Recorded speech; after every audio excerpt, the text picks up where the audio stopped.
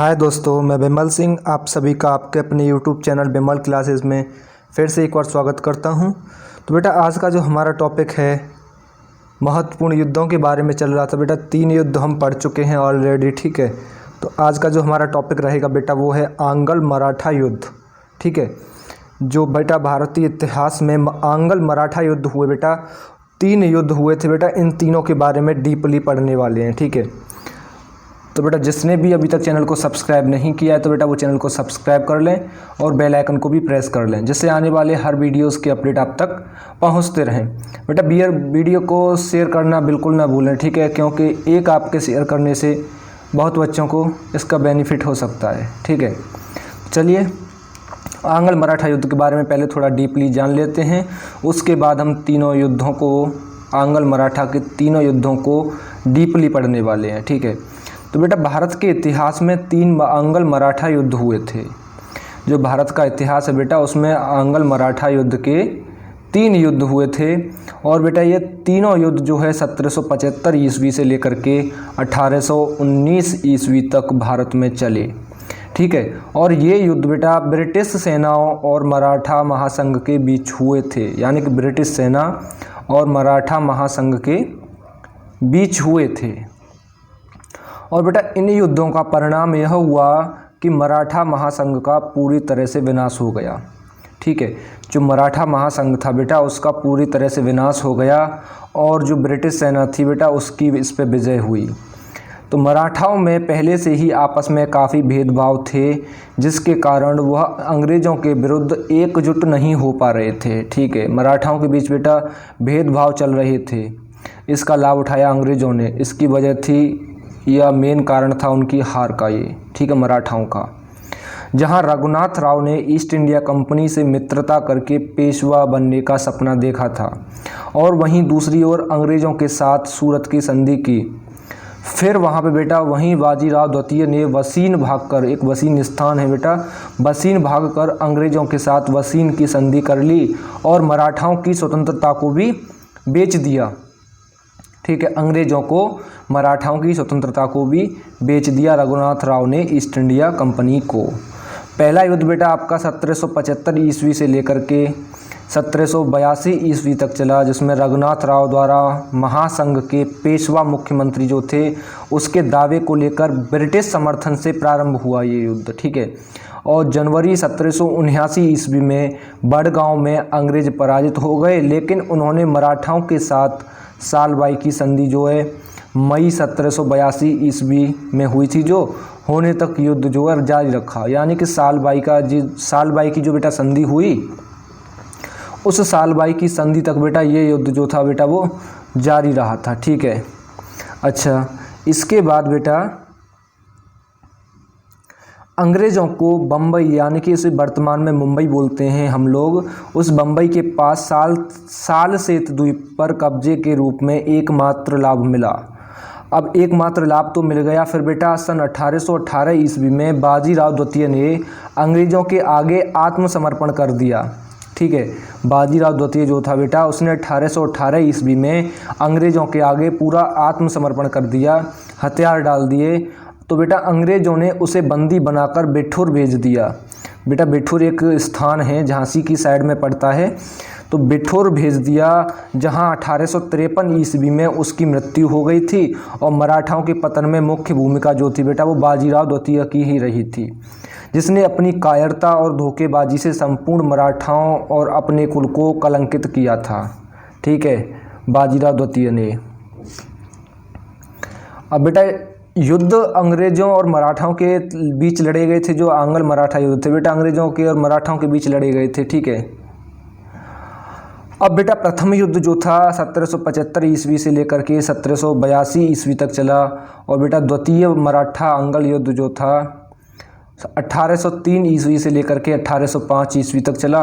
और बेटा आंग्ल मराठा तृतीय युद्ध जो था वो 1817 ईस्वी से लेकर के 1819 ईस्वी तक चला।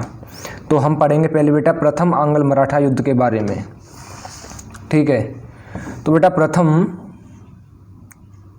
आंग्ल मराठा युद्ध के बारे में, ठीक है बेटा, ये इसकी थोड़ी बेसिक नॉलेज थी, वो मैंने आपको बता दी।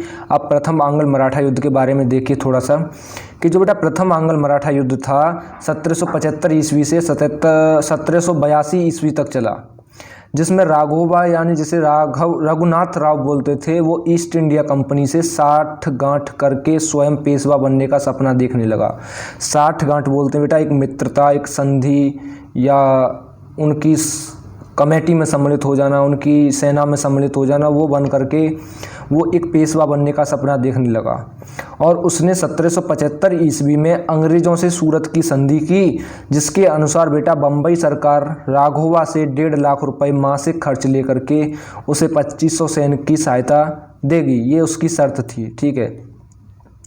जो अंग्रेज़ों की बेटा सूरत संधि हुई 1775 ईस्वी में, उसमें शर्त ये थी कि उसके अनुसार बम्बई सरकार जो है राघोबा यानी कि रघुनाथ राव को 1.5 लाख रुपए मासिक खर्च लेकर के उसे 2500 सैनिकों की सहायता देगी। और इस सहायता के बदले रघुनाथ राव ने अंग्रेज़ों को बम्बई के समीप सालसेत एक द्वीप स्थित है और बसीन को देने का वचन दिया। जो वसीन स्थान है उसको भी देने का वचन दे दिया। फिर बेटा सन 1779 ईस्वी में कंपनी सेना की बड़गांव नामक संधि पर भयंकर हार हुई, ठीक है, और उसे बड़गांव की संधि करनी पड़ी। इस हार के बावजूद ही बेटा वारेन हेस्टिंग ने संधि होने तक युद्ध को जारी रखा था। ये था बेटा आपका प्रथम आंग्ल मराठा युद्ध। अब बेटा आप देखेंगे द्वितीय आंग्ल मराठा युद्ध के बारे में, ठीक है। तो बेटा द्वितीय आंग्ल मराठा युद्ध जो था वो 1803 ईस्वी से लेकर के 1805 ईस्वी तक चला, और बेटा जिसमें बाजीराव द्वितीय को अपने अधीन बनाने के पश्चात ही अंग्रेज इस बात के लिए प्रयत्नशील थे कि वे होलकर, भोंसले और महादजी शिंदे को भी अपने अधीन कर लें, ठीक है। जो होलकर, भोंसले और महादजी शिंदे था उसको भी वो अंग्रेज अपने अधीन कर लें, और साथ ही वे अपनी कूटनीति से उस पर पारस्परिक कलह यानी कि कलेश लड़ाई बोलते हैं, और फूट को बढ़ावा भी देते रहे। उनके बीच एक फूट बढ़ावा देते रहे, जो मराठा राजनीति का सदा ही एक गुण रहा था। जो मराठा की राजनीति थी वो एक हमेशा से गुण रहा था उनके अंदर, एक फूट का, एक भेदभाव का। तो बेटा ये था द्वितीय आंग्ल मराठा युद्ध आपका, ठीक है। अब बेटा आप लोगों को बताएंगे आंग्ल मराठा तृतीय युद्ध के बारे में, ठीक है। आंग्ल मराठा तृतीय युद्ध के बारे में, तो बेटा तृतीय आंग्ल मराठा युद्ध जो था वो 1817 ईस्वी से लेकर के 1819 ईस्वी तक चला, और यह युद्ध बेटा अंतिम रूप से लॉर्ड हेस्टिंग जो कि 1813 ईस्वी से लेकर के 1823 ईस्वी तक भारत के गवर्नर जनरल बनने के बाद लड़ा गया था, ठीक है। तो अंग्रेज़ों ने बेटा नवंबर 1817 ईस्वी में महादजी शिंदे के साथ ग्वालियर की संधि कर ली, और जिसके अनुसार महादजी शिंदे पिंडोरियों के दमन में अंग्रेज़ों का सहयोग करेगा, और साथ ही वो चंबल नदी से दक्षिण और पश्चिम के राज्यों पर अपना प्रभाव भी हटा लेगा। तो बेटा जून 1817 ईस्वी में अंग्रेज़ों ने पूना की संधि की, जिसके तहत पेशवा ने मराठा संघ की अध्यक्षता त्याग दी थी, ठीक है बेटा। ये था आपका तृतीय आंग्ल मराठा युद्ध, ठीक है बेटा। आगे आता है आपका बेटा आंग्ल सिख युद्ध, ठीक है बेटा। तो बेटा भारत के इतिहास में जो है 2 सिख युद्ध लड़े गए थे, ठीक है। तो दोनों सिख युद्ध के बारे में बेटा, तो बेटा इतिहास में आंग्ल सिख जो युद्ध हुए बेटा वो 2 युद्ध हुए थे, ठीक है। भारतीय इतिहास के अंदर 2 आंग्ल सिख युद्ध हुए थे बेटा, और ये आंग्ल सिख युद्ध जो है बेटा अंग्रेज और सिखों के मध्य हुए थे।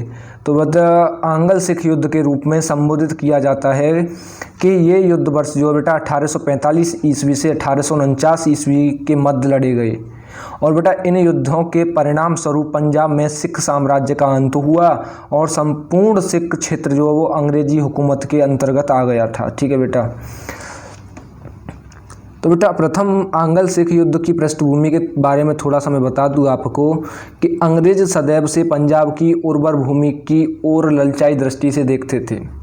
अंग्रेज लोग जो थे बेटा वो पंजाब की जो भूमि थी बेटा वो उपजाऊ भूमि थी, जिससे उनको लाभ प्राप्त हो सकता था, उसको वो एक लाभ के दृष्टि से देखते थे और पंजाब पर आधिपत्य करना चाहते थे, यानी कि अधिकार करना चाहते थे। और इस तथ्य को हम भारत में रह रहे अंग्रेज अधिकारियों के ब्रिटेन भेजे गए पत्रों को समझ सकते हैं। जो अंग्रेज अधिकारियों ने ब्रिटेन भेजे पत्र, उनके बारे में हम जान सकते हैं। देखो कि WF ऑसबर्न जो है बेटा वर्ष 1838 में अपने पत्र में लिखा था, उसने हमें रणजीत सिंह की मृत्यु के पश्चात पंजाब को तुरंत ही जीत लेना चाहिए और सिंध को अपनी सीमा बना लेना चाहिए। तो बेटा कंपनी पहले ही बड़े बड़े ऊँटों को खा चुकी थी, तो इस मच्छर की तो बात ही क्या है। तो बेटा इसका तात्पर्य है कि बेटा वो जब बड़े बड़े ऐसे राज्यों को खा गए तो बेटा एक पंजाब जैसे राज्य की क्या बात थी, ठीक है। और बेटा लॉर्ड एल नंबरों ने महारानी विक्टोरिया को एक पत्र में लिखा था कि वह समय दूर नहीं जब पंजाब हमारे अधीन होगा, ठीक है। ऐसा नहीं कि यह अगले वर्ष ही होगा, परंतु है अनिवार्य। लॉर्ड एल नंबरों ने लिखा था विक्टोरिया को बेटा कि वो समय अब बेटा दूर नहीं है कि पंजाब हमारे अधीन न हो, और ऐसा नहीं है कि अगले वर्ष ही होगा, परंतु अनिवार्य है। ये संभव नहीं है कि बेटा अगले वर्ष ही पंजाब उनके अधीन हो जाए, पर अनिवार्य है कि होगा ज़रूर, ठीक है। ये उसमें निश्चित था उस पत्र में लिखा हुआ। तो बेटा इन तथ्यों के आधार पर यह कहा जा सकता है कि ब्रिटिश सरकार पंजाब को अपने अधीन लाना चाहती थी। तो वर्ष 1843 में मेजर ब्रॉडफुट की लुधियाने में कंपनी के एजेंट के रूप में नियुक्ति हुई, ठीक है। लुधियाना में बेटा कंपनी के एजेंट के रूप में नियुक्ति हुई बेटा किसकी?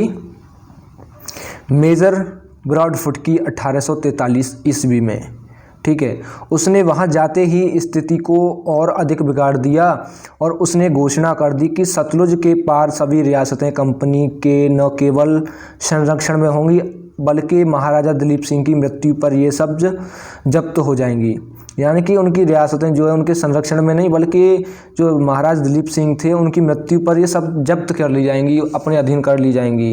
तो बेटा वर्ष 1844 ईस्वी में लॉर्ड एल नंबरों के उत्तराधिकारी के रूप में लॉर्ड हार्डिंग, जो एक प्रख्यात सैनिक था, तो बेटा गवर्नर जनरल बनाकर उसे तुरंत सेना को सुदृढ़ करने के लिए आवश्यक प्रयत्न किए गए।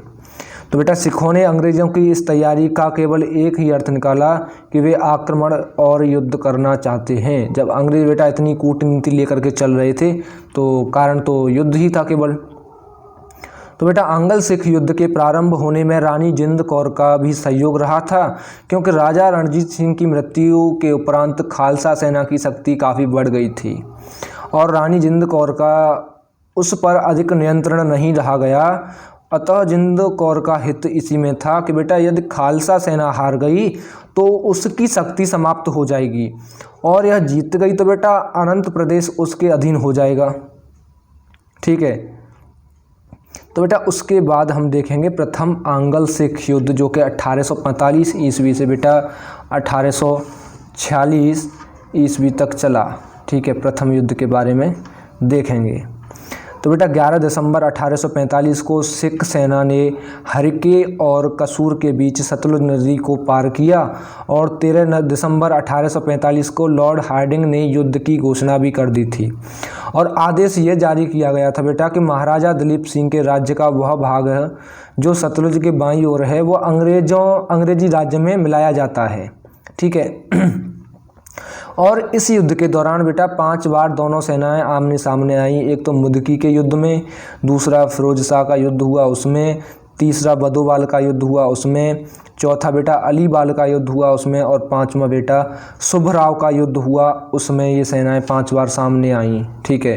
तो बेटा निर्णायक रूप से 10 फरवरी 1846 ईस्वी को सिख सेना के प्रधान सेनापति लाल सिंह और तेज सिंह के विश्वासघात के कारण इस युद्ध में सिखों की हार हुई और बेटा युद्ध के उपरांत लाहौर की संधि हुई और ये संधि महाराजा दिलीप सिंह और अंग्रेज़ों के बीच हुई थी। बेटा लाहौर की संधि 9 मार्च 1846 ईस्वी को हुई और इसके अंतर्गत बेटा कुछ शर्तें थीं कि ये शर्त वो थी कि सिख राज्य ने सतलुज के पार के समस्त प्रदेश सदैव के लिए छोड़ दिए थे, ठीक है, इस शर्त में। और सतलुज और व्यास के मध्य के सभी दुर्ग पर अधिकार पूर्णतः छोड़ा गया था।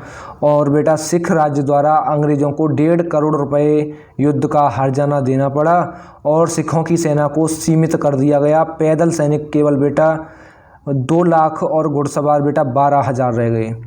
सिख राज्य किसी भी अन्य यूरोपीय कंपनी के व्यक्ति को अपनी सेवा में नहीं रखेंगे। ठीक है, जो यूरोपीय कंपनियां थीं बेटा, तो उनके किसी व्यक्ति को अपनी सेवा में नहीं रखेंगे। और अवयस्क दलीप सिंह महाराज स्वीकार कर लिया गया और रानी जिंद कौर को उनका संरक्षक बनाया गया था, महाराजा दलीप सिंह को। तो बेटा लाल सिंह को सिख राज्य का वजीर बनाया गया था और एक अंग्रेजी अधिकारी को रेजिडेंट बनाकर लाहौर में नियुक्त किया गया, जिसका पूरा खर्चा जो है वो सिख राज्य को देना होगा।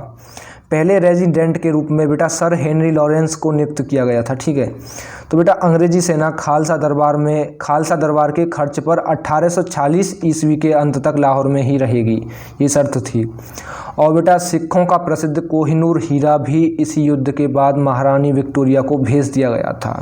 तो ये था बेटा आपका प्रथम आंग्ल सिख युद्ध। अब बेटा देखेंगे द्वितीय आंग्ल सिख युद्ध के बारे में।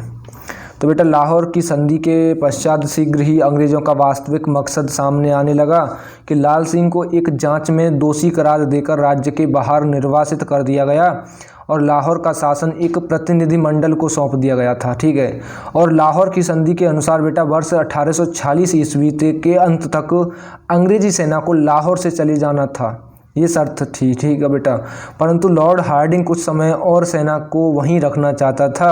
अतः एक बार संधि हुई, उसका नाम था बेटा भैरोवाल की संधि।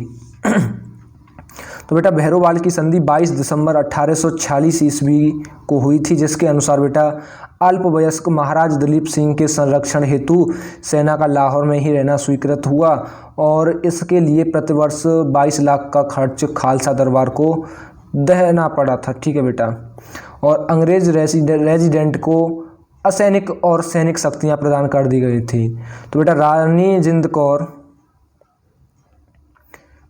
जिंद कौर जो थी, इसके विरोध में आवाज़ उठानी शुरू कर दी। गवर्नर जनरल ने 20 अगस्त 1847 ईस्वी को एक घोषणा की, जिसके अनुसार दलीप सिंह की शिक्षा के हित में महारानी जिंद कौर को उनके पृथक कर दिया गया और 48,000 वार्षिक पेंशन दे करके शेखपुरा निर्वासित कर दिया गया था। अब बेटा 8 सिख सरदारों की परिषद का गठन हुआ जो महाराजा दलीप सिंह के साथ शासन की देखभाल करेंगे, परंतु बेटा उस परिषद की अध्यक्षता अंग्रेजी रेजिडेंट द्वारा ही की जाएगी, ये शर्त थी। और इसके बाद बेटा वर्ष 1848 ईस्वी में साम्राज्यवादी लॉर्ड डलहौजी ने गवर्नर जनरल का पद संभाला। उसका विश्वास था कि हमें नए प्रदेश प्राप्त करने का कोई अवसर नहीं खोना चाहिए। डलहौजी को यह अवसर पंजाब के मुल्तान प्रांत के गवर्नर मूलराज के विद्रोह से प्राप्त हुआ था। ठीक है बेटा, अब देखिए द्वितीय युद्ध में क्या हुआ क्या नहीं हुआ, इसके बारे में मैं आपको बताऊंगा। ठीक है बेटा, थोड़ा सा तो बेटा द्वितीय आंग्ल सिख युद्ध जो था बेटा 1848 ईस्वी से 1849 ईस्वी तक चला। ठीक है बेटा, तो मुल्तान का गवर्नर जो मूलराज के विद्रोह को दबाने के लिए अंग्रेजी सेना ने फिर से सिख साम्राज्य पर आक्रमण कर दिया।